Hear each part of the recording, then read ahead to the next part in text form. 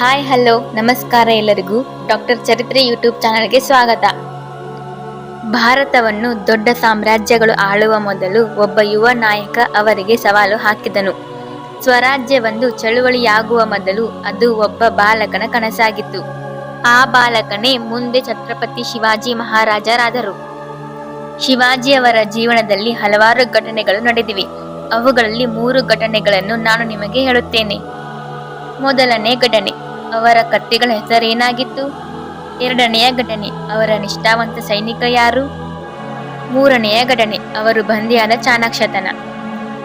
ಇವರು 1630 ಫೆಬ್ರವರಿ 19ರಂದು ಶಿವನೇರಿ ಕೋಟೆಯಲ್ಲಿ ಶಿವಾಜಿ ಮಹಾರಾಜರು ಜನಿಸಿದರು. ಆ ಸಮಯದಲ್ಲಿ ದೇಶದಲ್ಲಿ ಅಶಾಂತಿ ಮತ್ತು ವಿದೇಶಿ ಆಳ್ವಿಕೆ ಇತ್ತು. ಮುಂದೆ ಅವರು ಮರಾಠ ಸಾಮ್ರಾಜ್ಯವನ್ನು ನಿರ್ಮಿಸಿ ನಾಯಕತ್ವದ ಅರ್ಥವನ್ನೇ ಬದಲಿಸಿದರು. ಮಹಾನ್ ನಾಯಕರು ಅರಮನೆಯಲ್ಲಿ ಹುಟ್ಟುವುದಿಲ್ಲ, ಅವರು ಉತ್ತಮ ಮೌಲ್ಯಗಳಿಂದ ರೂಪುಗೊಳ್ಳುತ್ತಾರೆ. ಇವರ ತಂದೆಯ ಹೆಸರು ಶಹಾಜಿ, ಧೈರ್ಯಶಾಲಿ ಯೋಧರಾಗಿದ್ದರು. ಶಿವಾಜಿಯವರ ವ್ಯಕ್ತಿತ್ವವನ್ನು ರೂಪಿಸಿದರು. ಇವರ ತಾಯಿಯ ಹೆಸರು ಜೀಜಾಬಾಯಿ. ಇವರು ನ್ಯಾಯ, ಧೈರ್ಯ ಮತ್ತು ದೇಶಪ್ರೇಮ ಕಲಿಸಿದರು. ಬಾಲ್ಯದಲ್ಲೇ ಶಿವಾಜಿಯವರು ಹೊಣೆಗಾರಿಕೆ ಮತ್ತು ದೂರದೃಷ್ಟಿಯನ್ನು ತೋರಿಸಿದರು. ಮುಂದಾಲೋಚನೆಯಿಂದ ಯೋಚನೆ ಮಾಡುತ್ತಿದ್ದರು. ಪ್ರತಿ ಸಾಮ್ರಾಜ್ಯವು ಒಂದು ಧೈರ್ಯದ ಹೆಜ್ಜೆಯಿಂದ ಆರಂಭವಾಗುತ್ತದೆ. ಕೇವಲ 16ನೇ ವಯಸ್ಸಿನಲ್ಲಿ ಶಿವಾಜಿಯವರು ತಮ್ಮ ಸ್ನೇಹಿತರನ್ನು ಸೇರಿಸಿ ಕಾರ್ಯ ಆರಂಭಿಸಿದರು.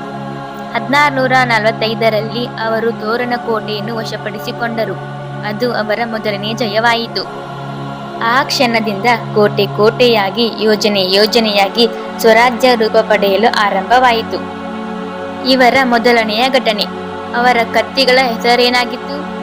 ಜನಪ್ರಿಯ ಕಥೆಯ ಪ್ರಕಾರ ಭವಾನಿ ದೇವಿಯೇ ಶಿವಾಜಿ ಮಹಾರಾಜರಿಗೆ ಕತ್ತಿ ನೀಡಿದರು ಎಂದು ಮರಾಠ ಜನರು ನಂಬುತ್ತಾರೆ. ಭವಾನಿ ದೇವಿ ಶಕ್ತಿ ದೇವಿಯಾಗಿದ್ದು ಹಿಂದೂ ಧರ್ಮದಲ್ಲಿ ಆದಿಶಕ್ತಿ ಎಂದು ಕರೆಯಲಾಗುತ್ತದೆ. ಶಿವಾಜಿ ಮಹಾರಾಜರು ಭವಾನಿ ದೇವಿಯ ಭಕ್ತರಾಗಿದ್ದರು. ಆದ್ದರಿಂದ ತಮ್ಮ ಕತ್ತಿಗೆ ದೇವಿಯ ಹೆಸರನ್ನು ಇಟ್ಟಿದ್ದರು. ಅವರು ಜೀವನದಲ್ಲಿ ಹಲವಾರು ಕತ್ತಿಗಳನ್ನು ಬಳಸಿದರು. ಆದರೆ ತುಡುಜ, ಭವಾನಿ ಮತ್ತು ಜಗದಂಬಾ ಎಂಬ 3 ಕತ್ತಿಗಳು ಬಹಳ ಪ್ರಸಿದ್ಧವಾಗಿದ್ದವು. ಇವರ ಎರಡನೆಯ ಘಟನೆ, ಅವರ ನಿಷ್ಠಾವಂತ ಸೈನಿಕ ಯಾರು? 1660ರಲ್ಲಿ ಆದಿಲ್ ಶಾಹ ತನ್ನ ಸೇನಾಧಿಪತಿ ಸಿದ್ದಿ ಜೋಹರ್ನನ್ನು ಮರಾಠರನ್ನು ಸೋಲಿಸಲು ಕಳುಹಿಸಿದ. ಅವನು ಸುಮಾರು 40,000 ಸೈನಿಕರೊಂದಿಗೆ ಪನ್ಹಾಳ್ ಕೋಟೆಯನ್ನು ಸುತ್ತುವರಿದನು. ಶಿವಾಜಿ ಮಹಾರಾಜರು ಕೋಟೆಯೊಳಗೆ ಸಿಲುಕಿದರು. ಶಿವಾಜಿ ಶರಣಾಗಬೇಕೆಂದು ಸಿದ್ದಿ ನಿರಪರಾಧ ಜನರನ್ನು ಕಿರುಕುಳ ನೀಡಲು ಆರಂಭಿಸಿದನು. ಕೋಟೆಯಲ್ಲಿ ಆಹಾರ ಕಡಿಮೆಯಾಯಿತು. ಆದ್ದರಿಂದ ಶಿವಾಜಿಯವರು ಹೊರಬರುವ ಯೋಜನೆ ಮಾಡಿದರು. ಮಳೆಗಾಲ ಮುಗಿಯುವ ಮೊದಲು ಹೊರಬರುವ ಅಗತ್ಯವಿತ್ತು. 600 ಆಯ್ದ ಯೋಧರೊಂದಿಗೆ ಶಿವಾಜಿಯವರು ಕೋಟೆಯಿಂದ ಹೊರಡುವ ಯೋಜನೆ ಮಾಡಿದರು. ಶಿವ ಕಾಶಿದ್ ಎಂಬ ಸೇವಕ ಶಿವಾಜಿಯಂತೆ ಕಾಣುತ್ತಿದ್ದ. ಶಿವಾಜಿಯವರು ಅವನಿಗೆ ತಮ್ಮ ಸ್ಥಾನದಲ್ಲಿ ಹೋಗಿ ಶತ್ರುಗಳನ್ನು ತಪ್ಪಿಸಲು ಕಳಿಸಿದರು. ಅವನು ತಕ್ಷಣ ಒಪ್ಪಿಕೊಂಡನು. ಮಳೆಗಾಲದ ರಾತ್ರಿ ಶಿವಾಜಿಯವರು ಗುಪ್ತ ಮಾರ್ಗದಿಂದ ಹೊರಟರು. ಶಿವಾಜಿಯವರ ರಾಜ್ಯದ ಒಬ್ಬ ಶ್ರೇಷ್ಠ ನಿಷ್ಠಾವಂತ ಯೋಧನು ತನ್ನ ಜೀವನವನ್ನು ಸ್ವರಾಜ್ಯ ಸೇವೆಗೆ ಅರ್ಪಿಸಿದನು. ಶಿವ ಕಾಶಿದ್ ಶಿವಾಜಿಯಂತೆ ವೇಷಧರಿಸಿ ಹೊರಟನು. ಶತ್ರುಗಳು ಅವನನ್ನು ಶಿವಾಜಿ ಎಂದು ಭಾವಿಸಿ ಹಿಡಿದ ನಂತರ ಅವನು ಶಿವಾಜಿ ಅಲ್ಲವೆಂದು ಗೊತ್ತಾದಾಗ ಸಿದ್ದಿ ಅವನನ್ನು ಕೊಲ್ಲುವಂತೆ ಆದೇಶಿಸಿದನು. ಇದರಿಂದ ಶಿವಾಜಿಯವರು ಸುರಕ್ಷಿತವಾಗಿ ವಿಶಾಲ್ಗಢ್ ಕಡೆಗೆ ಹೊರಟರು. ಸಾಮ್ರಾಜ್ಯ ದೊಡ್ಡದಾದಷ್ಟು ಅದನ್ನು ಎದುರಿಸಲು ಬೇಕಾದ ಧೈರ್ಯವೂ ದೊಡ್ಡದು. ಶಿವಾಜಿಯವರು ಮುಘಲ್ ಸಾಮ್ರಾಜ್ಯ ಸೇರಿದಂತೆ ಹಲವು ಶಕ್ತಿಗಳ ವಿರುದ್ಧ ಹೋರಾಡಿದರು. ಇವರ ಮೂರನೆಯ ಘಟನೆ, ಅವರು ಹೊರಬಂದ ಚಾಣಾಕ್ಷತನ. 1666ರಲ್ಲಿ ಪುರಂದರ್ ಒಪ್ಪಂದದ ನಂತರ ಶಿವಾಜಿಯವರು ಆಗ್ರಾಗೆ ಹೋದರು. ಅಲ್ಲಿ ಔರಂಗಜೇಬನು ಅವರನ್ನು ಬಂಧಿಸಿದನು. ಶಿವಾಜಿಯವರು ಚಾತುರ್ಯದಿಂದ ತಪ್ಪಿಸಿಕೊಳ್ಳಲು ಯೋಜನೆ ಮಾಡಿದರು. ತಮ್ಮ ಸೈನಿಕರನ್ನು ಹಿಂದಿರುಗಿಸಲು ಪತ್ರ ಬರೆದರು. ಔರಂಗಜೇಬನು ಒಪ್ಪಿಕೊಂಡನು. ಶಿವಾಜಿಯವರು ಅನಾರೋಗ್ಯವಾಗಿರುವಂತೆ ನಟಿಸುತ್ತಿದ್ದರು. ವೈದ್ಯರು ಬಂದು ಶಿವಾಜಿಯವರನ್ನು ಪರಿಶೀಲಿಸುತ್ತಿದ್ದರು. ಕೆಲವು ದಿನಗಳ ನಂತರ ಶಿವಾಜಿ ತಮ್ಮ ರಾಜ್ಯದ ಬಡವರಿಗೆ ಸಿಹಿ ತಿಂಡಿಗಳನ್ನು ಕಳುಹಿಸಲು ಅನುಮತಿ ಕೇಳಿದರು.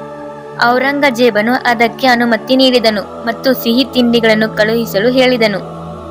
ಔರಂಗಜೇಬ್ ತನ್ನ ಸೈನಿಕರಿಗೆ ಪ್ರತಿಯೊಂದು ಸಿಹಿ ಪೆಟ್ಟಿಗೆಯನ್ನು ಕಡ್ಡಾಯವಾಗಿ ಪರಿಶೀಲಿಸಿ ಕಟ್ಟುನಿಟ್ಟಿನ ಭದ್ರತೆಯೊಂದಿಗೆ ಕಳಿಸಬೇಕೆಂದು ಆದೇಶಿಸಿದನು. ಸೈನಿಕರು ಅದೇ ರೀತಿಯಲ್ಲಿ ಕಾವಲು ಕೈಗೊಂಡರು. ಸೈನಿಕರು ಹಲವಾರು ಪೆಟ್ಟಿಗೆಗಳನ್ನು ಪರಿಶೀಲಿಸಿದರು. ಪ್ರತಿಯೊಂದು ಪೆಟ್ಟಿಗೆಯಲ್ಲೂ ಸಿಹಿ ತಿಂಡಿಗಳೇ ಇವೆ ಎಂದು ಭಾವಿಸಿ ಅವರು ಕೆಲವೊಂದು ಪೆಟ್ಟಿಗೆಗಳನ್ನು ಸಂಪೂರ್ಣವಾಗಿ ಪರಿಶೀಲಿಸಲಿಲ್ಲ. ಆ ಪರಿಶೀಲಿಸದ ಕೆಲವು ಪೆಟ್ಟಿಗೆಗಳಲ್ಲೇ ಶಿವಾಜಿ ಮತ್ತು ಅವರ ಮಗ ಗುಪ್ತವಾಗಿ ಹೊರಬಂದು ರಾಜ್ಯದಿಂದ ಪಾರಾದರು. ಒಂದು ಕನಸು ನಿಜವಾಗುವುದು, ಅದನ್ನು ಒಪ್ಪಿಕೊಳ್ಳುವ ದಿನ. 1674 ಜೂನ್ 6ರಂದು ರೈಗಢ್ ಕೋಟೆಯಲ್ಲಿ ಶಿವಾಜಿ ಮಹಾರಾಜರು ಛತ್ರಪತಿಯಾಗಿ ಪಟ್ಟಾಭಿಷೇಕಗೊಂಡರು. ಇದು ಕೇವಲ ಆಚರಣೆಯಲ್ಲ, ಸ್ವರಾಜ್ಯದ ಅಧಿಕೃತ ಘೋಷಣೆ. ಸ್ವತಂತ್ರ ರಾಜ್ಯ ಹುಟ್ಟಿತು. 6 ವರ್ಷಗಳ ನಂತರ ಒಬ್ಬ ರಾಜ ಸಾಯಬಹುದು, ಆದರೆ ಅವನ ಕನಸು ಸದಾ ಜೀವಂತವಾಗಿರುತ್ತದೆ.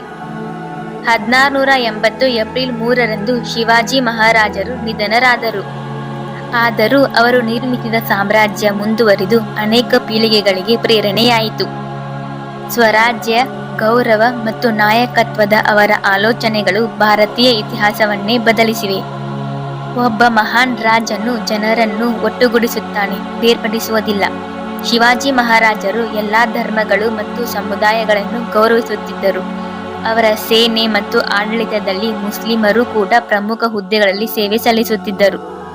ಅವರ ರಾಜ್ಯದಲ್ಲಿ ಜಾತಿ ಭೇದವಿಲ್ಲದೆ ಎಲ್ಲರಿಗೂ ಅವಕಾಶ ನೀಡಲಾಗುತ್ತಿತ್ತು. ವಿವಿಧ ಸಮುದಾಯದ ಜನರು ಸೇನೆ ಮತ್ತು ಆಡಳಿತದಲ್ಲಿ ಕೆಲಸ ಮಾಡುತ್ತಿದ್ದರು. ಆದ್ದರಿಂದ ಇವರಿಗೆ ಬಹುಜನ ಪ್ರತಿಪಾಲಕ ಎಂದು ಕರೆಯಲಾಗುತ್ತಿತ್ತು. ಈ ಕಾರಣದಿಂದ ಇಂದಿಗೂ ಛತ್ರಪತಿ ಶಿವಾಜಿ ಮಹಾರಾಜರು ಲಕ್ಷಾಂತರ ಜನರ ಹೃದಯದಲ್ಲಿ ಜೀವಂತವಾಗಿದ್ದಾರೆ. ಇಂದಿಗೂ ಫೆಬ್ರವರಿ 19ರಂದು ಶ್ರೀ ಛತ್ರಪತಿ ಶಿವಾಜಿ ಮಹಾರಾಜರ ಜಯಂತಿ ಎಂದು ಆಚರಿಸಲಾಗುತ್ತದೆ. Thank you all. ಮುಂದಿನ ವಿಡಿಯೋದಲ್ಲಿ ಮತ್ತೆ ಸಿಗ್ತೀನಿ. ಲೈಕ್ ಆ್ಯಂಡ್ ಸಬ್ಸ್ಕ್ರೈಬ್ ಮಾಡಿ. Thank you.